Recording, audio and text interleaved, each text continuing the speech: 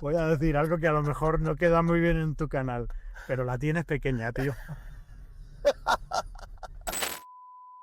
Está claro que la tuya es más grande, pero ¿qué haces con esa, con esa batería de 5 kilovatios? Lo que pasa es que yo soy muy juguetón, ya sabes.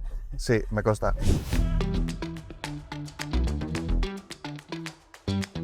Bueno, bienvenidos a un nuevo episodio de Energía Bruta. Hoy me he venido aquí hasta el Parque Juan Carlos I en Madrid. No solo me he traído el Corsa eléctrico, sino que me he traído a su dueño, que es ni más ni menos que el gran Paco Valverde, todo un experto en cifras del sector energético. Paco nos va a enseñar su coche, nos va a hablar sobre todo el tema de la movilidad eléctrica y nos va a hablar un poco también sobre su vida y sobre su experiencia. Aquí estoy con Paco y nos vamos ahora de paseo. Vamos para allá, ¿no, Paco? Vamos. Venga, ya. Voy a llevar a ver cómo van las obras del futuro circuito de Fórmula 1. Bueno, pues en primicia vais a ver el circuito de Fórmula 1 madrileño aquí en Energía Bruta. Oye, Paco, ¿y desde hace cuánto que tienes este Corsa eléctrico? Pues mira, justo hace 3 años. ¿Qué modelo es? ¿Es el modelo de cuánto? ¿50 kilovatios hora? ¿40 kilovatios hora? 50. La batería es de 50 kilovatios hora. Quizá un tópico que yo oigo mucho con el tema de la movilidad eléctrica y que si sigue oyendo, ¿no? Es el tema de los precios. Y en ocasiones encontramos modelos que están prácticamente ya a la par que un modelo de combustión en cuanto a precio. Mira, este me costó 27, Sí, que con las ayudas me quedó en 20. en 20. Entonces, ¿qué es lo que cuesta prácticamente un Corsa de combustión? Pero hace 3 años. Hace 3 años, claro. El equivalente en combustión con todos los extras y tal que trae este, Sí, costaba más caro. costaba más caro que los 20.000. Nos por eso dijo digo. del concesionario. O sea que te salió mejor casi que eso. Salió mejor que el de combustión. ¿Tienes más o menos la cifra de cuántos kilómetros has hecho? ¿Cuánto lleva? Yo no, pero vamos. La gente se inventa estadísticas con tal de demostrar algo. Y esto lo sabe el 14% de la gente. Ahí pone, sí, 34.000 kilómetros. Casi 35.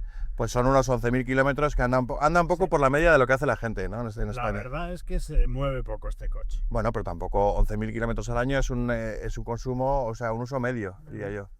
Te voy a contar, Aquí dos grandes expertos en Fórmula 1 hablando sobre... te voy a contar un secreto, ¿vale? Yo de coches no entiendo nada. Y a este canal traemos a gente que no son grandes expertos por lo general, porque lo que buscamos es precisamente eso, la opinión de alguien que no sea un absoluto friki de los coches y a coches eléctricos como tal, para ver un poco también su experiencia y ver qué es cómo es el día a día. A mí lo que me flipa es lo que implica el coche eléctrico, Claro. pero los coches en sí, Y bueno, ¿qué te iba a decir, Paco? Y tú este coche lo cargas en casa, ¿no? prácticamente desde que lo compré lo he cargado en casa. O sea, he cargado fuera de casa, porque ya te digo que el uso súper principal de este coche es el día a día. Lo que pasa es que yo soy muy juguetón, ya sabes, Sí, me consta. y entonces yo en casa tengo autoconsumo y bueno, pues yendo a piñón fijo podía jugar poco. ¿A qué te refieres con piñón fijo? ¿Te refieres que A 2,2 kilos. a 2,2 kilovatios no te Ahí. permitía, la carga es muy lenta, ¿no? Demasiado lenta para acoplarla con el autoconsumo igual, ¿no? No, la carga es poco flexible. Realmente me puse cargador para poder pues cargar a más si yo quería o a menos, que es muchas veces cargo a menos de 2,2. Ajá. Y claro, porque depende de las circunstancias. Ya te digo, yo tengo una instalación de autoconsumo y muchas veces ¿De qué potencia es su instalación? ¿Aprox? eso también es rarita. La guay son 3 kilovatios. 3 kilovatios, vale. Pero tengo la antigua porque hice unos cambios y lo viejo no lo tire. Mira. ¡Ay, eso es el circuito! Vamos a verlo un momento. Este es el futuro circuito de Fórmula 1 de Madrid, que yo no lo había visto en las obras. Y tenemos aquí un solar enorme con todas las curvas. Ahí veis que hay una especie de chicane. Aquí estamos en la zona de Valdebebas. Entonces, a ver, me estabas contando que me está interesando mucho que tú tienes el autoconsumo en casa, que además te lo has hecho un poco tú, ¿no? Un poco. Un poco. La instalación original sí que me la hicieron. Y unos 3 kilovatios que tienes acoplado con almacenamiento, ¿no? Me puse una batería un poquito antes de comprar este coche, 4 o 5 meses antes. Una batería chiquitilla de 5 kilovatios. Bueno, tú no es tan chiquita, ¿eh? Yo tengo una de 1,6 kilovatios. 5 kilovatios es muy poquito. 5 kilovatios es poco, quizá para una vivienda con mucho consumo. Pero la tienes pequeña, tío. Está claro que la tuya es más grande, pero ¿qué haces con esa batería de 5 kilovatios? Hablábamos de baterías. Sí, Ahora vamos a cambiar al tema de batería. A ver, ¿para qué te da esos 5 kilovatios más luego los 3 que tienes acoplado, no? Me da la vida. Que esto es un caso de análisis. Porque Paco es probablemente una de las personas de España que menos paga por electricidad a día de hoy. Menos paga por consumo de electricidad, uno de los que menos, diría yo, a día de hoy, ¿no? Porque tú lo que haces es optimizas buena parte de tu consumo, la generación de autoconsumo con la batería para pagar la cantidad mínima de lo que es de consumo, ¿no? Eléctrico. Ya me preocupaba todo el tema de eficiencia energética y de tarifas y todo esto. Sí. Y ya pagaba lo mínimo que... O sea, tenía una factura muy barata. Pero claro, desde que me puse el autoconsumo, esa factura se rebajó. Y desde que me puse la batería, muchísimo más. Yo diría que a día de hoy prácticamente estás pagando entre 0 y 1 euro al mes de electricidad. Bueno, Sí, ¿no? llevo desde octubre sin pagar electricidad. Mosquis, todo el mundo es idiota, menos yo, claro. ¿Cuánto te cuesta 100 kilómetros de andar en tu coche eléctrico? A ver, pues depende mucho de si es verano o es invierno. Por el tema de la producción del autoconsumo. En verano 0. Y en invierno pues igual me cuesta, no llega a 1 euro. No llega a 1 euro hacer 100 kilómetros, ¿no? Tu consumo de Corsa eléctrico al año probablemente no pase de los 5 o 10 euros, ¿no? Más que el coste, a mí lo que más me preocupa es el tema medioambiental. Llevo súper calculado y súper estructurado, pero como me hago todo tipo de cuentas, pues me hago las cuentas incluso como si no tuviera autoconsumo. Claro. Si no tuviera autoconsumo, pues el año pasado en estos 11.000 kilómetros o así que suelo hacer, 11 o 12, depende del año, pues gasté, no sé si 30 y pico euros. 30 y pico euros Sin autoconsumo. sin autoconsumo. Con autoconsumo. Eso en carga. Y con autoconsumo yo creo que no pasará de cuánto, de 5 euros. 5 euros. 5 euros. Bueno, pero si podemos decir que estos 11.000 kilómetros o 12.000 kilómetros que haces al año no te cuestan más de 5 euros en electricidad. Claro, bueno, claro, yo te he dicho los 5 euros, que es lo que me gasto cargando en casa. Ya. Cuando sí hemos salido por ahí fuera y he cargado por ahí fuera, pues evidentemente sí que hemos hecho más gasto porque los cargadores estos rápidos Te cuestan a veces más que Pero vamos. que la gasolina, ¿verdad? están muy caros, sí. Pero yo también hago esta cuenta que digo, vale, si por lo general puedes cargar barato y en una ocasión te haces un viaje de vez en cuando y lo cargas un poco tal, pues tampoco es que sea ningún drama, ¿no? Yo Te cargar rápido. fui a Granada estas navidades pasadas Sí. y no sé si me gasté en cargas como unos 25 euros. 25 euros y de vuelta. Sí. Pero entonces no era una carga muy rápida, era una carga pues a 50 kilovatios. A ver, es que yo tampoco soy de esos... De los que van a 350 kilovatios. De los que, efectivamente, bueno, este coche no carga más de 100. Claro. Eso por un lado, pero por otro lado que la gente pasa mucho. Y esto Sí. pasa mucho también en combustión. Sí. La gente No mira el consumo muchas veces. repuesta donde quiere. Repuesta donde quiere, Y- no le importa, no se fija a veces en la diferencia de precio, que en combustible también puede ser brutal. La diferencia entre uno más o menos caro. Yo tenía que comer en ese viaje, lo planifiqué para comer de camino. Claro. Cualquiera hubiera parado en un cargador de estos y tal. Y yo paré en un Carrefour. Y Ujú. cargué en un Carrefour mientras comí. Pues ya está. Y entonces me costó nada llenar. Es que hay cadenas de supermercados tipo Carrefour, Líder, etcétera, que tienen yo creo que es carga como 20 kilovatios, ¿no? Bueno, este era de 50. ¿De 50 ya? ¿Y qué paraste una vez o dos? Paré 2 veces, pero una de ellas a comer. Una cosa que me alucina es esto, ¿no? El cómo consigues tú, digamos, optimizar para que no tu parte de consumo, porque tú al final tienes un contrato con una comercializadora, para que tu parte de consumo prácticamente se vaya a cero, para que, digamos, tú solo pagues al final por la parte de término de potencia, impuestos, etcétera, ¿no? ¿Cómo consigues hacer ese match tan eficiente? Lo que tengo contratado en casa son ¿Sí? 345, es poquita potencia. Sí, lo básico, ¿no? Y es lo mismo que tenía antes de tener autoconsumo, antes de tener coche eléctrico y antes de todo. O sea, ¿tú no has tenido que aumentar la potencia para tener coche eléctrico? No, ¿Y tienes aire acondicionado? solo en una habitación. Solo en una habitación. O sea, pero vamos, que con eso te da para consumos de la cocina, aire acondicionado cuando tienes que ponerlo, incluso el coche eléctrico, no, con los 345. Sí, y me da ahora Y sin problema. y me daba antes, Ya. antes ya, de ya. tener nada. Diste primero este paso para autoconsumo, ¿No? Bueno, o sea, yo estaba deseando desde hace milenios, porque a mí esto de que pongas una superficie al sol y eso te dé voltios, Te pone. me flipa. Es que es magia. Sí, sí. La batería, ya te digo que la añadí a finales de 2022. Mira, yo tengo un canal de vídeos Sí. súper Yo desatendido. os animo a que lo veáis también. Y ahí tengo pues la variación, lo que supuso en mi casa el consumo de no tener batería a tener batería, teniendo ya la instalación de autoconsumo. Y entonces ahí es que se ve muy gráfico porque lo tengo con mapas de calor. Se veía que el periodo caro, la punta de día, Sí. que esa estaba eliminada, esa estaba matada por el autoconsumo, pero tenía la punta de la noche. Claro. En el momento en que puse la batería, pues esa punta también desaparece. Desapareció tu pico de consumo a partir de las 7, 8 de la tarde, ¿no? Correcto. Con lo cual, si haces así un promedio a lo largo del año, tengo un consumo de punta pues o cero o muy reducido, Sí. un consumo de llano muy flojito, muy bajito, Ujú. y el principal consumo que tengo yo pues es en Valle, En Valle, ¿no? Ujú. Juan de Boda. Mucha gente que, por ejemplo, carga en el trabajo, se encuentra eso, ¿no? Que, o sea, bueno, que tiene la posibilidad de cargar en el trabajo, optimiza, digamos, las horas de mejor generación. Y sin embargo, hasta ahora se hablaba mucho de cómo lo mejor para el vehículo podría ser cargar de noche. Ay, mira qué vista más espectacular, ¿eh? También se ve el aeropuerto aquí. Sí, es la T4. ¡Wow! ¡Qué espectacular! Desde arriba, nunca he visto la T4 desde arriba. Perdón, se me ha ido la olla.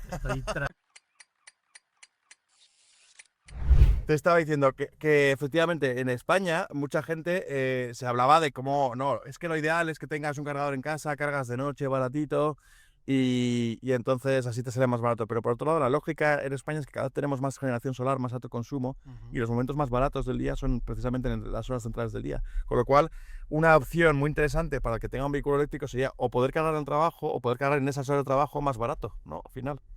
Porque al final haríamos ese match entre esa unión entre mayor generación y además se está perdiendo en muchas ocasiones, ¿no? Generación eléctrica por todo esto que se llama el curtailment, las restricciones. Y hay un montón de generación solar que no se está aprovechando precisamente porque no se está consumiendo en esas horas centrales, ¿no? Yo creo que ahora ya sí que es el momento, o sea, que ahí la CNMC igual debería ponerse las pilas. Para regular y fomentar esto, porque además... A ver, quien pone los calendarios y los esquemas de retribución y todo esto es la CNMC. Es la Comisión Nacional del Mercado de la Competencia que define la normativa. Entonces sería quien debiera de modificarlo. Otra cosa es la política, que está por medio. Yo la verdad es que si me dices hace unos años, bueno, la movilidad eléctrica era sumamente minoritaria, pero ya la movilidad eléctrica ha dado el paso, yo creo, de ser un producto de gran consumo. Ya estamos hablando de un 20% más o menos de cuota mensual, 20 y pico por ciento de vehículos 100% eléctricos. Bueno, 100% andan sobre los 10% más o menos. En cualquier caso, estamos cerca ya de creo que es 1 millón de vehículos eléctricos. En mayo, sí. Según el último vídeo de Luis Valdés. De Luis Valdés, sí. También es súper recomendable. También te lo recomiendo ver. De hecho, igual le traemos al canal. A este hombre.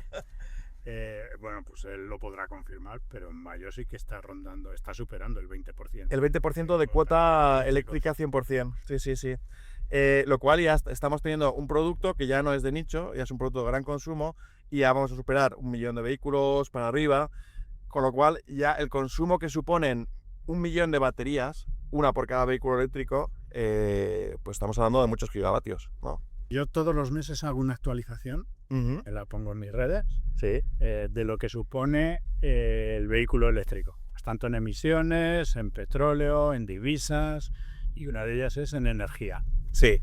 Y en energía nuestro parque de vehículos eléctricos, pero todo, no solo coches, sino autobuses, motos, camiones. Motos todavía no las tengo integradas. Ah, no están las motos integradas. Bueno, es poquito todavía, creo. Y eso me sale un consumo anual para mover todo ese parque con los kilómetros que suelen hacer y sí. Cada una de esas categorías, me sale 1,1 teras.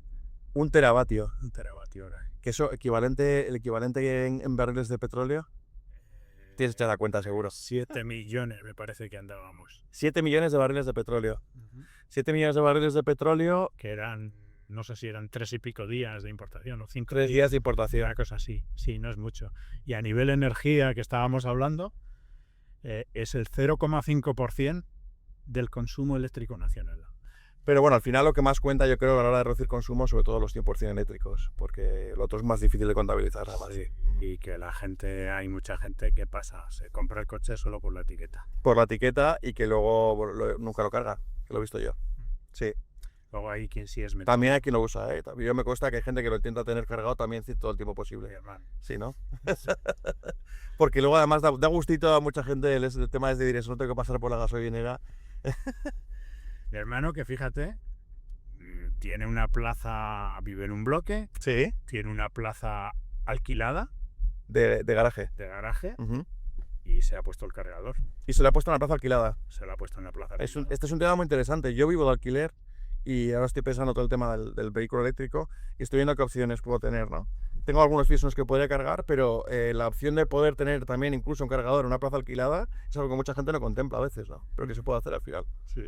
A ver, entonces tú, Paco, al que tenga un coche eléctrico, ¿le recomiendas que tenga autoconsumo? ¿O crees que...? A ver, es el combo perfecto. O sea, Sí, ¿no? si quieres que pagar lo menos posible y ya si, bueno, te importa un poquito el tema de emisiones y todo esto, Sí, sí. es el combo perfecto. O sea, si tienes autoconsumo es que pagas nada por cargar el coche, emites nada. ¿Y en cuánto tiempo puedes amortizar una instalación de ese tipo?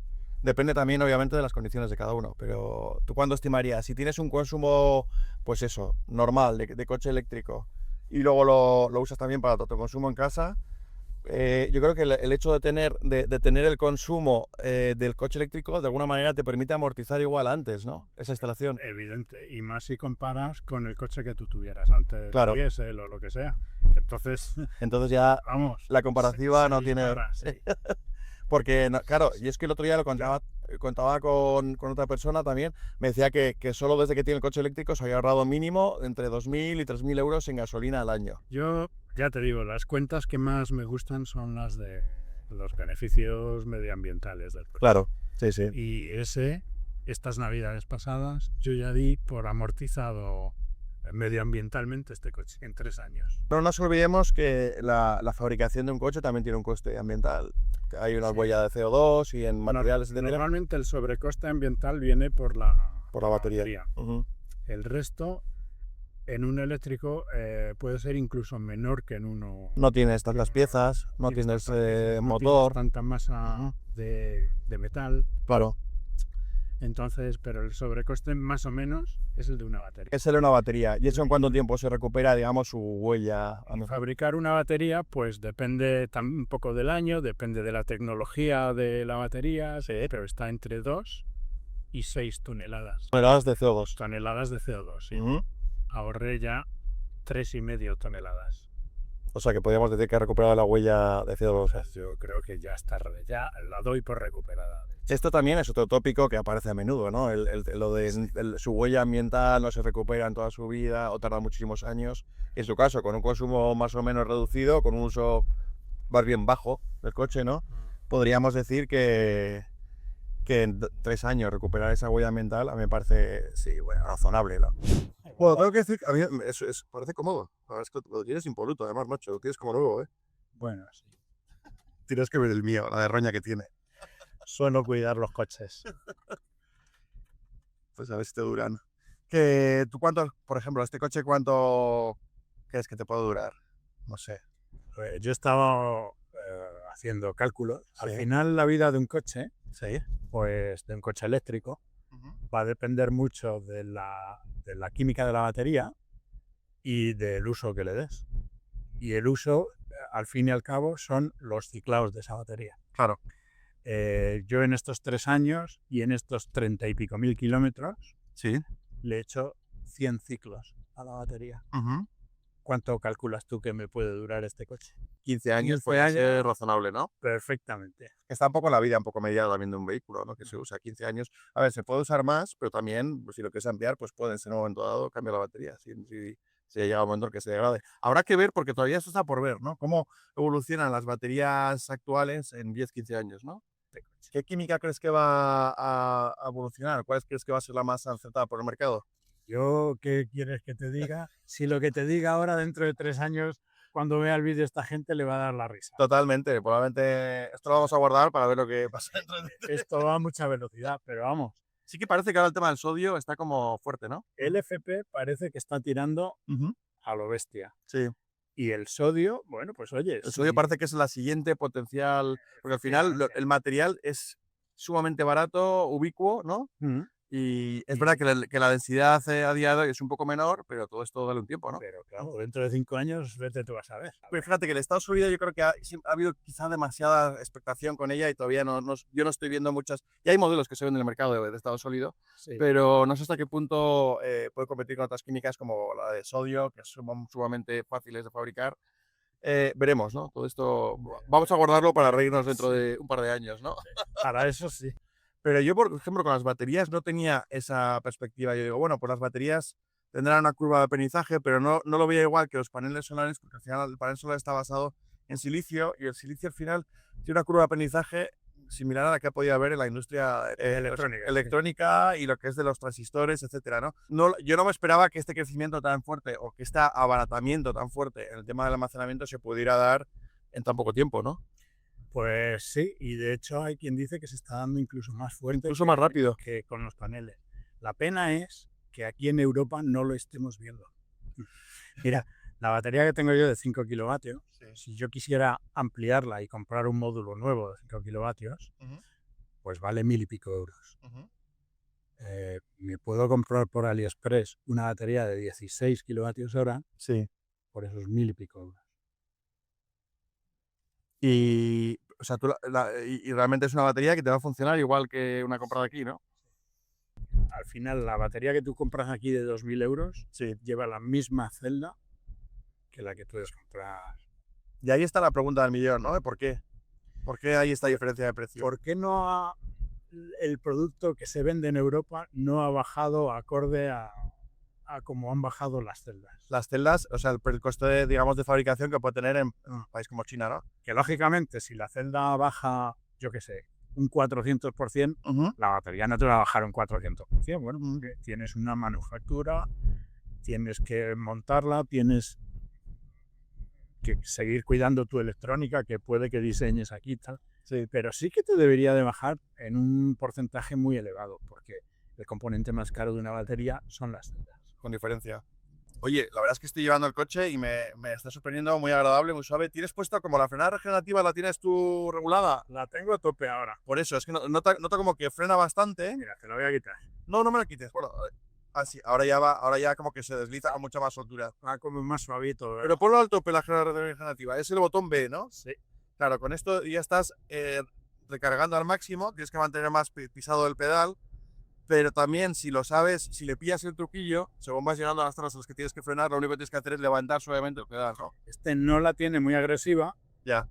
Pero efectivamente, si levantas, tienes que ir con previsión y no ir pegado al de adelante. Ya, yo soy una cosa que, la verdad es que yo soy un poco friki también de esto del optimizar el consumo. Mira, ahora, por ejemplo, se ha incorporado este coche, en lugar, digamos, de frenar o forzar un poco ahí, lo que he hecho es levantar el pie, me quedo detrás y cuando acelere, pues voy acelerando yo también. Y de esa manera, pisándole suave el acelerador y aprovechando la frenada regenerativa, el consumo baja mucho, yo creo, ¿no? Ahí. Claro, porque te va recargando. Este coche, la verdad es que a mí me encanta. Es muy agradable de conducir. Pues eso, que es de 2022 y es de Stellantis, pues es de cuando Stellantis usaba una única plataforma. Bueno, te digo, mi padre tiene un Citroën de Stellantis y ese es nuevo de este año. Y aún así echo de menos que todo lo que es lo que es el infotainment, toda la parte de información, muy básica. Sí. Veo pocos datos, no se habla, por ejemplo, de la estimación de consumo, o sea, de estimación de autonomía a veces. Bueno, esa es otra. Sí. Los consumos que me da, yo he llegado a la conclusión de que no debo hacerles caso. Ya. Porque miente más que habla. Miente más que habla. ¿Pero qué? ¿Para mejor o para peor? O sea, ¿te da más autonomía de la que...? Da un consumo mucho más bajo. Realmente la información que te da es que, si por ejemplo, si te dice que son 14 kilovatios hora lo que he consumido, en realidad ha consumido 16. 16, vale. O sea, que hay que ser conservador con esos datos, ¿no? Sí, o sea, no sé cómo los calcula, ya. Pero claro, a mí me mosqueaba mucho lo que es el gasto de la batería con la cifra que me venía ahí y no me cuadraba. Y lo que más me gusta de este coche son las luces, que eso me parece que era un extra también, que tiene faros matriciales de ¿Ah, sí? estos, y eso sí que mola, esto de que te alumbra cuando giras el volante y todo eso. Estas son tecnologías que hace 5 o 10 años era para vehículos de ultralujo y ahora las encontramos en coches, Sí, sí. digamos, de gama normalita, ¿no? Bueno, Paco, oye, ha sido un gustazo, pero no solo por... espera, que voy a poner el freno. No solo por conducir este coche, que es muy agradable, sino por conducir contigo, tío. Lo hemos pasado bien. Sí, Ha sido entretenido. sí. Yo creo que habrá que repetir otra vez, ¿no? Habrá que repetir. Habrá que repetir. Y sobre todo os recomiendo que sigáis a Paco, porque hay mucha gente que no. Es que me llama la atención que tú aportas muchísimo conocimiento, estás en redes, pero a veces como que hay gente que igual en LinkedIn, no sé qué, me pregunta, oye, ¿quién es este Paco? No sé cuántos. Y digo, pero si es uno de los... tú estás muy activo sobre todo en Blue Sky. En Blue Sky. Y luego también en LinkedIn, ¿no? Y luego aparte tienes el canal que de vez en cuando publicas.